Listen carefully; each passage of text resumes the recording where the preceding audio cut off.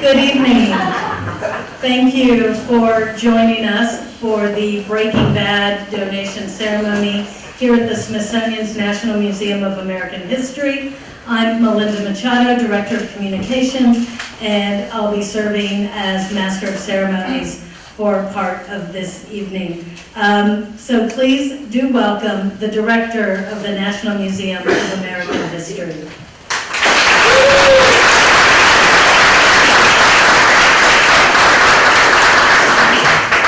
I must say, this is the first time I've ever stood in front of a scene like this that means so much, that's very different than what we normally have at the Smithsonian. So it really is my honor to welcome everybody here and to this very special ceremony that we don't do that often, where we accept objects from extraordinary people, occasions, and events, and today we're accepting objects from the award-winning television series Breaking Bad.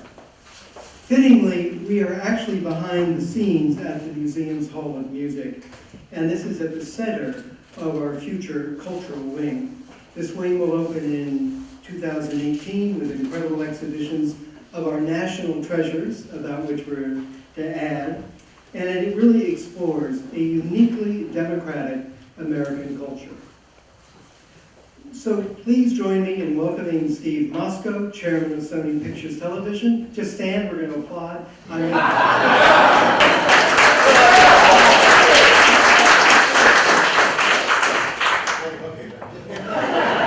told him to be on time, now I can tell him to sit down. We have the Presidents of Programming and Production, Zach Van Amberg and Jay Ehrlich are with us.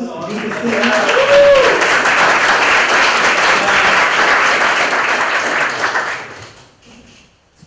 And welcome back to Charlie Collier, the President and General Manager of AMC and Sundance Television.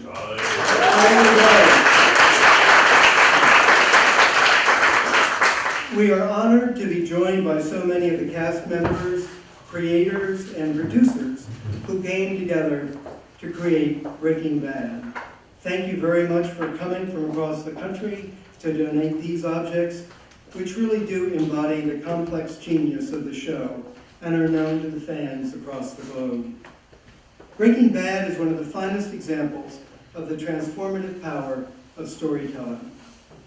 Television can be such a powerful medium for driving our understanding of history, place, and the complex issues we tackle as a society. This can be very uncomfortable, and we have to peer into our own souls and reflect. But we need an honest accounting to move forward, and that deeply matters to the National Museum of American History. So let me take a few moments now to recognize all of our Breaking Bad guests. We welcome Bryan Cranston, who plays the character of Walter White.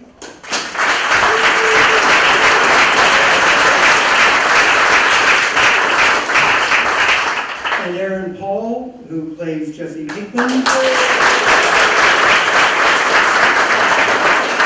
We also welcome Dean Norris, who plays Hank Schrader.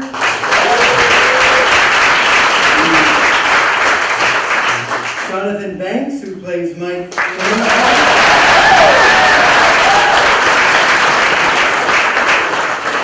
R.J. Mitty, who plays Walter White Jr.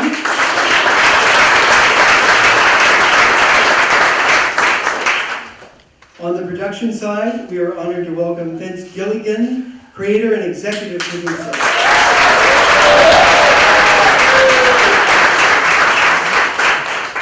Mark Johnson, executive producer. Michelle McLaren, executive producer. And Melissa Bernstein, co-executive producer. And Peter Gould, co-executive producer.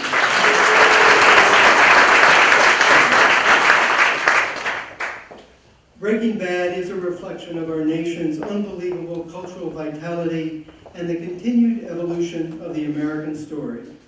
Here at the National Museum, we see culture as a forum in which to engage and debate national values such as freedom, opportunity, and democracy. And it is around these fundamental American ideals and ideas that we are shaping the new exhibitions that will be presented in this culture wing, scheduled to open in 2018, including the signature exhibition, On With the Show. Here to share more about Breaking Bad and how it became a worldwide cultural phenomenon, please welcome the museum's entertainment curator, Dwight Locker Bowers.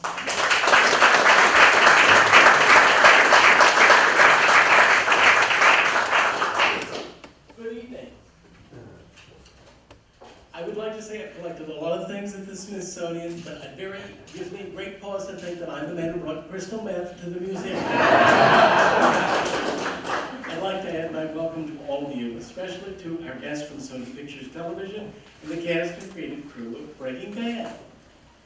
Series television has always interpreted the landscape of the American dream, from the heavy escapist vision of dramas like Lassie to situation comedies like Happy Days, to name but two of the shows with artifacts in the national collections. But the pioneering efforts of Breaking Bad explores the ambivalence of the contemporary American dream, where good and evil intermix, and there are no moral absolutes.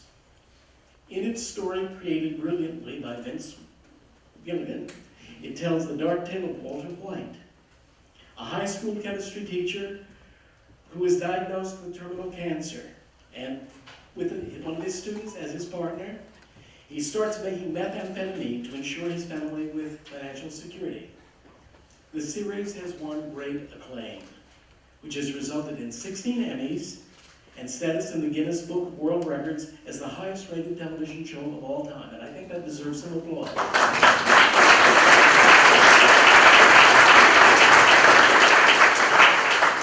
Our friends at Sony Pictures Television are donating some objects so that we can recognize in the National Collection the show's reflection of an influence on American culture. First are the two Tyvek suits and two gas masks worn by Bryan Cranston as Walter White and Aaron Paul as his partner, Jesse Pinkman, in their manufacture of crystal meth. A bag of what I'm told is rock candy, masquerading as blue crystal meth, which is right there next to the cup. An ID badge from the character of Walter White's brother-in-law, Hank Schrader, ironically a drug enforcement agent. A purple plastic corkscrew, which is the favorite royal color of Walt's sister-in-law, Marie.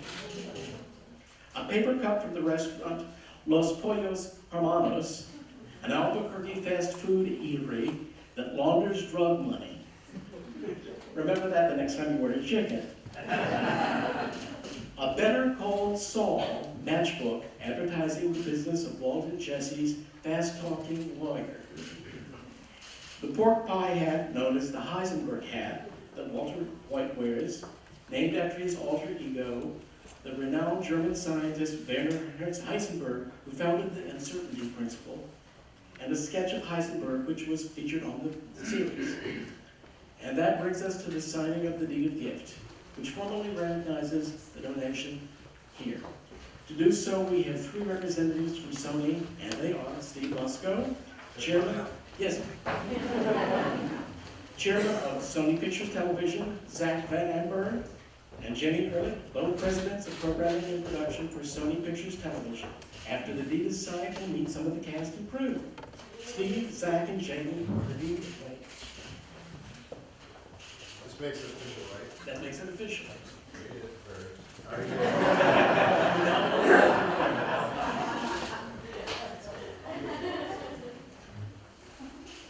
giving the cup too? He's printing it now.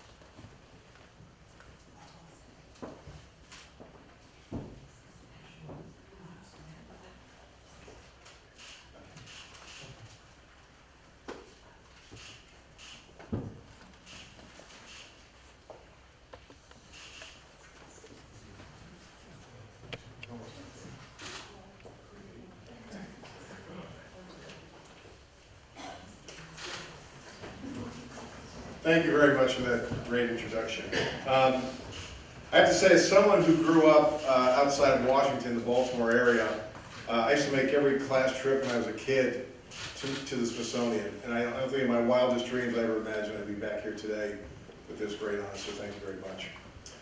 So on behalf of Sony Pictures Television, we're proud to be here at the Smithsonian National Museum of American History to donate these artifacts and cement the iconic status of Breaking Bad. At Sony, our goal is to produce entertainment that moves people and makes a lasting impact. Breaking Bad has exceeded all those expectations. Some have called Breaking Bad one of the greatest shows in the history of television. I'll stop on this one. It is the greatest show in the history of television. I knew I could hear a big amen on that one. So beyond the record-breaking ratings on AMC, thank you, Charlie, the countless awards, Breaking Bad is a testament to how powerful television can be when you put together the best creative talent in the business and empower them to do their best work. That's the greatness of this show.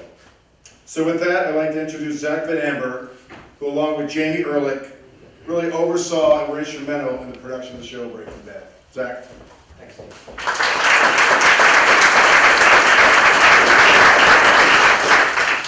History will be kind to me, for I intend to write it. Walter White could have said that. It was Winston Churchill. And the truth is, we didn't start that fantastically. We weren't sure we were going to make it here.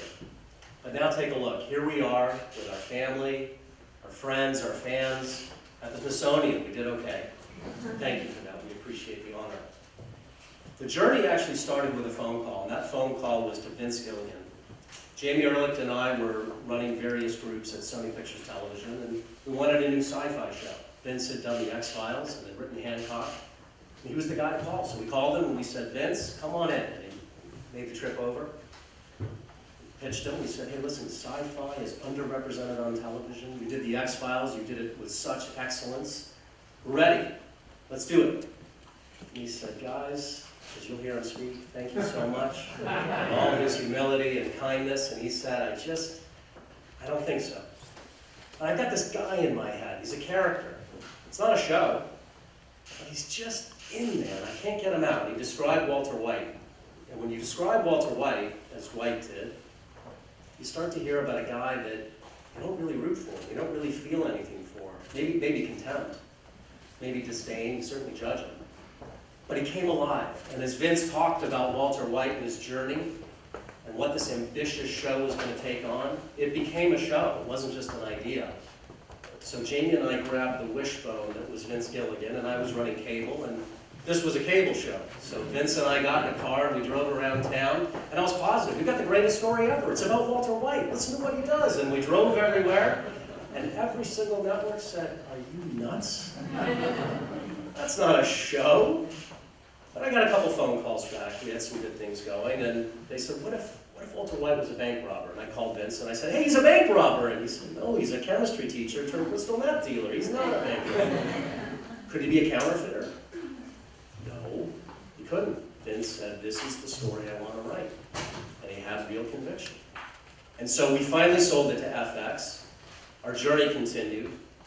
My good friend and colleague John Westfall joined the team, and his first day on the job was giving notes on a script that was going to go in and was going to get ordered at FX.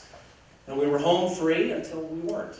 They said, we don't have the stomach for it. Women aren't going to watch this show. It's not going to get the audience that we need. And so here was this great idea in Vince's head that we had championed in this amazing script. We were orphaned. And that should have been the end of the story. But it wasn't, because we believed in it. And thank goodness for our friends at AMC, because that script went over. And they read it, and they said, well, we're not exactly sure how it fits into a movie network. What do you think? And we said, are you kidding me? This is going to be the most cinematography, fantastic, unbelievable, feature film, loving, movie adjacent playing show ever. Didn't really know what it meant, but thank God Vince did. And so the show got ordered. But now we needed our team. We had to have it come alive. Well, that's right. There was one guy that Vince had in mind, and that was Bryan Cranston. The problem was Bryan Cranston, amongst other things, was known as the dentist on Seinfeld, and that guy and Malcolm in the Middle, and he says it better than anybody. But Vince knew from the X-Files and other things that he was a great dramatic actor. And so we went in and we said, it's Bryan Cranston. And they said, really? And it was easier than that. But Bryan likes to tell a big story. We didn't want him for a long time, but we did. The tougher one was Aaron. They said he was way too pretty. That guy is not possible. Yeah, he's not that pretty. I'm not that pretty at all. And he was. They thought he looked like a soap opera actor. But he proved us all wrong, and there was nobody else for Jesse, and of course he did an amazing job. So now we had our team. We made this amazing pilot. That amazing pilot became an amazing series.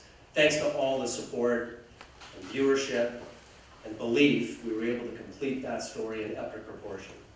And so the part about writing history was really left up to one man, and that man was Vince Gilligan.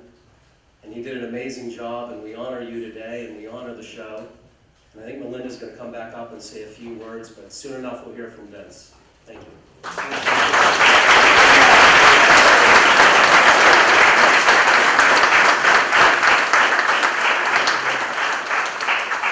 Thank you. And now it is my pleasure to welcome Vince Gilligan, the creator and executive producer of Breaking Bad and the spin-off Better Call Saul. And we also have the X-Files in our collection, which Dwight collected. So we're sharing some stories with Vince about that. And he said without the X-Files, there would have been no Breaking Bad.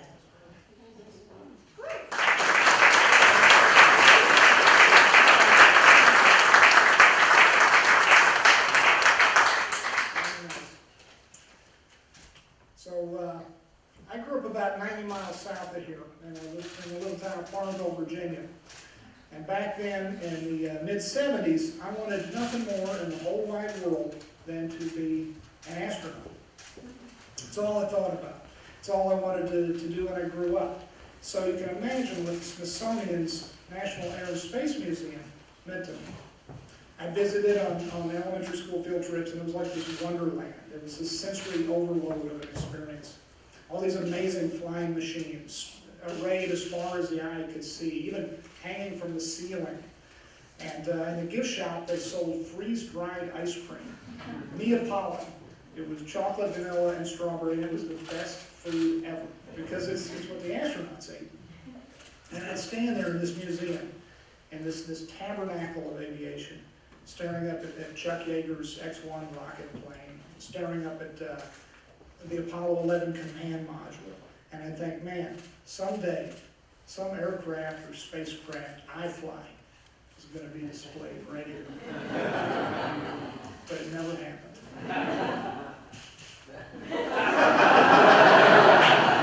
Sorry, there's more.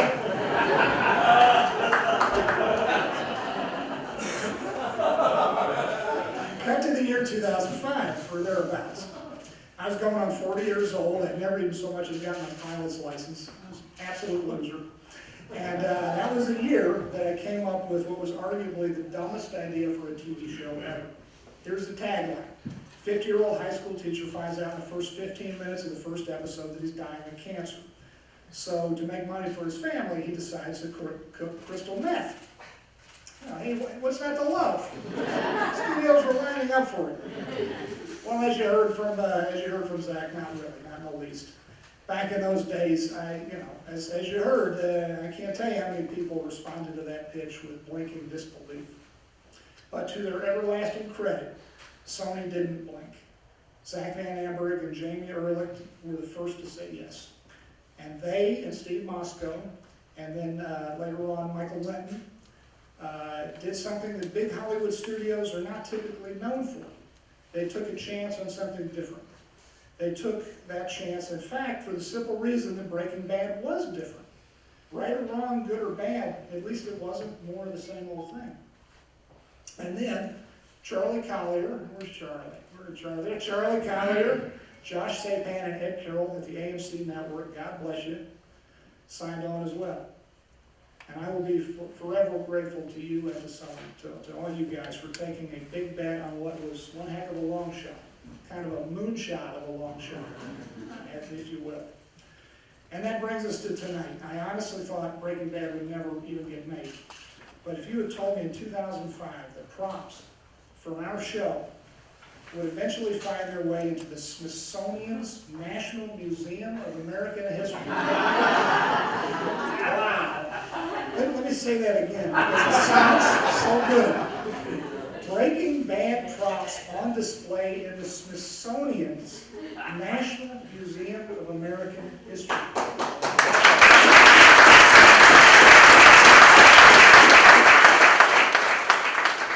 In this same hallowed institution which houses the Star-Spangled Banner, Edison's first light bulb, Dorothy's ruby slippers, Abraham Lincoln's pocket watch, which we just got to see a little earlier today.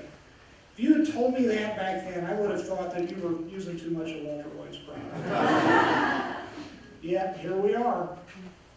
And I can tell you for a fact, this is even better than if I had a spaceship over in that other building across the way. I think. That would be pretty cool.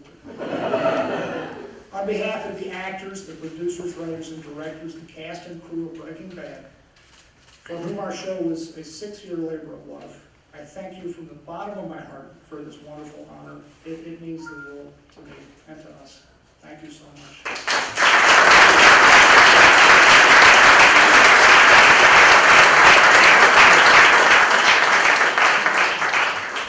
Thank you, Vince. There's always a little friendly rivalry between the Smithsonian museums, but we're thrilled that Breaking Bad is on the American History Museum. And now I'd like to welcome an American actor who has embodied Walter White. He has also portrayed President Lyndon B. Johnson. And Lyndon B., as we're sharing history here, LBJ was the president who opened this museum in January of 1964. And he so loved this museum, he would walk over, these were different days and different security, walk over from the White House and hang out and greet the visitors. So we are very pleased to have you. Please welcome Bryan Cranston.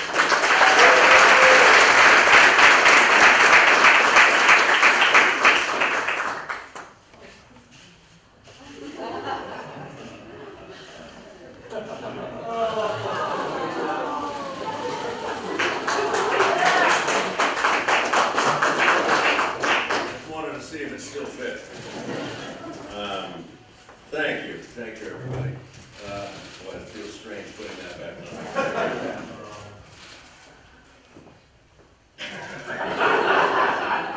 Yeah, good timing. I just, in the hallway, I ran into Jesse Pinkman. He was a little surprised to see me, knowing that I was dead. And I said, don't freak out. We're here at the Smithsonian Institution, about to dedicate some of our props to these grand halls. How does that feel? And he said, yo, it feels crazy. I said, well, I know you're going to say a few words. Are you going to do it extemporaneously? He said, no, Mr. White, I'm just going to wing it.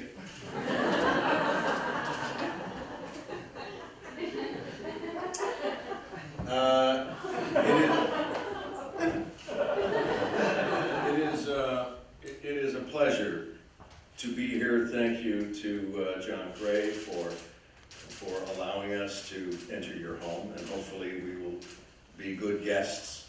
Someone already stole your hat, I noticed. Thank you too, sir, for inviting us. This was a remarkable journey, and it can't be said too much who are the people responsible for having us here today. Sony Pictures Television, without their guidance and acceptance of this crazy idea, wouldn't have happened. AMC, with your courage in broadcasting some amazing shows, and you saw right away that this had some risky potential, and we greatly appreciate that. To all our producers and directors who have guided us through these stories, I thank you. Vince Gilligan and I met for the first time in 2006, late, and I had just finished 7 years on a comedy, and we were hoping for an 8th year. And we were keeping our fingers crossed to do an 8th year of Malcolm in the Middle, which would have been great because I love those people. And we had a terrific time. As it turns out, had we gotten that 8th year, and we were very close, someone else would be standing here right now because I would not have been available to shoot Breaking Bad, which changed my life. When Vince Gilligan told me he wanted to take a character and change him from a good person to a bad person over the course of the series, I mentioned, after thought about it, I mentioned that, well, this has never happened in the history of television. What makes you think you can do this? And he said, I don't know. I just think it's cool. That kind of visionary, risk-taking storyteller is rare. And Vince, everybody who is connected with Breaking Bad, with Better Call Saul, your babies, owes you everything, owes you everything that is wonderful that has happened to all of us, and it has. It's all due to you and your trust in us in every department. You gave permission to all the department heads to lead with creativity and trust in themselves and in the players. Thank you. To the rest of the cast, I love you guys. I miss you. I don't miss the show, though. I'm asked often, do you miss playing this character? And the truth is, after really some reflection, is that I don't. Because Vince and the writers created and crafted such a perfectly designed beginning, middle, and end to this journey that people said incredulously, well then why would you want to continue? And I said, it feels like we had a beautiful meal. We had an aperitif and a nice salad and a beautiful entree with a vegetable side, and we had a great dessert, and we had a coffee with it, and you're just satiated. And then someone says, here's more dessert. And it almost, if you dive into that, then it almost ruins the experience you had. And I don't know that my personage could take another dessert after the sweet ride that Breaking Bad was. And I remember, on a personal note, when I brought the script home and I said, I think this is going to happen, and I gave it to my wife Robin to read, and I said, before you read it, just know that it shoots in Albuquerque, New Mexico. And she read it, and then as soon as she was finished, I'm watching her, and she tossed the script down and said, shit. In a very loving, supportive way. Married to all of those in our line of work. It is a great honor. I just wanted to point out some of the Tyvek. There's two versions of Tyvek suits that we wore in the show. We first wore this one on the left, or my left, your right, this one, I think, and then at some point there was a sound issue, so with the rustling of it as we're talking and walking, and it was wreaking havoc. So they switched to the other one, which is more satiny and comfy. But neither of them breathe, so it's like being in a sauna wearing those things. But looking at them now, it brings back good memories, and we'll always have that. And that's the thing. It's the experience is ephemeral, but the memories are forever, and they're deep in my heart. And I thank all of you, the fans and the critics and the families who allowed us to go and play for 6 years in the desert of Albuquerque for making this tremendous show, Breaking Bad. Thank you.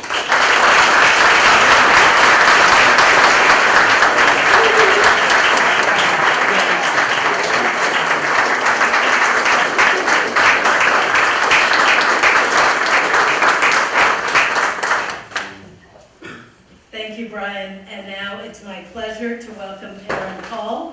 plays Jesse Pinkman. Hopefully he won't be putting his mask on. He'll tell us more about his memories working on the show.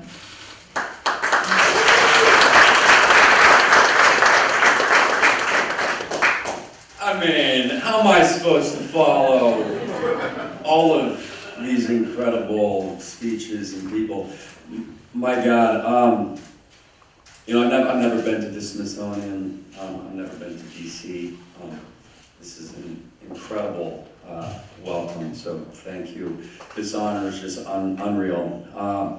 Standing here with all of these beautiful people, family, friends, AMC, Sony, next to these guys in meth suits.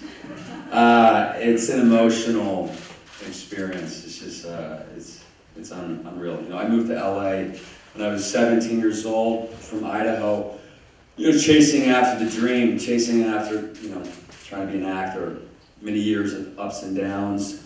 Right before Breaking Bad, I wasn't able to pay my rent, pay my bills.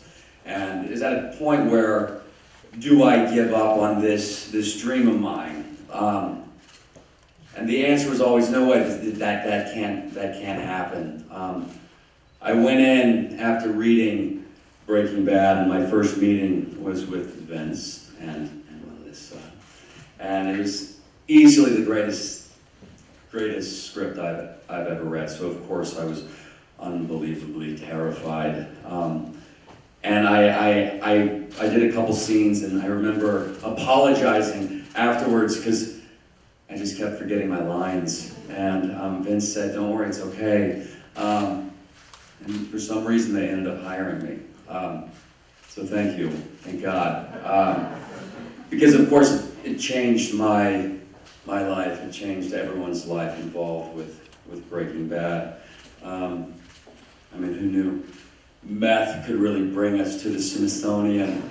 It's unbelievable. But we told an incredible story, and to be able to go to work with this guy right here. I know Brian said it earlier that another guy would be standing up here making a speech if he had done another season of Malcolm in the Middle. But to be honest, I don't know if we would be here. The show is brilliant, but what he did with Walter White is just, come on. Let's just have another round of applause. Just so you know, making me feel better standing up here. But what he did with that role, and what he did to the community of Breaking Bad, the family, the crew, he completely changed everything. And thank you, my friend, my God. I miss you, I love you. And Vince, you changed everything for me, man. You gave me, first of all, gave me money to pay my bills, but you just changed my life in the most beautiful way, and I cannot thank you enough. AMC, Sony, thank you for having the courage to tell this story. I don't know what else to say. I'm just so proud, so damn proud of this show. And we've been off the air for 2 years, and still to this day, every single day, I get called a bitch, and it's awesome. So, yeah, see you guys.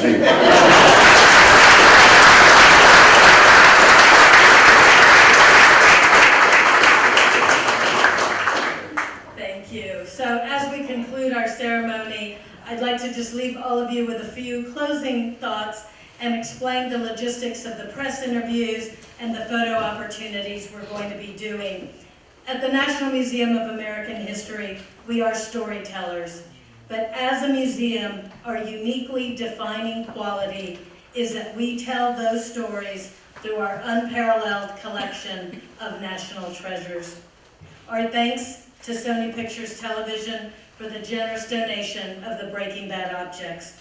I think we can all agree that this evening was very special, and even more special for the creators and the cast of Breaking Bad. The material culture of your show, one that represents a shared endeavor, is now part of the nation's memory. In the near future, our curators will continue to add to the national collections, examining and understanding America through its culture and donations, such as the one today. We are shaping the story of America's shared cultural identity, which we will present here on this floor with this floor dedicated to the topic of culture in 2018. For our guests, you are invited to enjoy two of the museum's most popular exhibitions, the American Presidency and First Ladies. They are located here centrally on the 3rd floor, and we have many of our museum staff, you'll see them with red name badges, who are here to guide you to those exhibitions. So we'll ask that you begin moving to do that. For members of the media, the Breaking Bad cast and the executives are going to participate in a photo opportunity. And then following that, we're going to begin the interviews. What we're asking is that the media who have daily deadlines, there are folks who still have to go back to their studios, to their newsrooms tonight and file stories, that they get some priority as we work through those interviews. My staff is here, Laura Duff, Amelia Avalos, a number of people from our Central Public Affairs are here to help do that as well. So again, thank you for coming, and that concludes the event.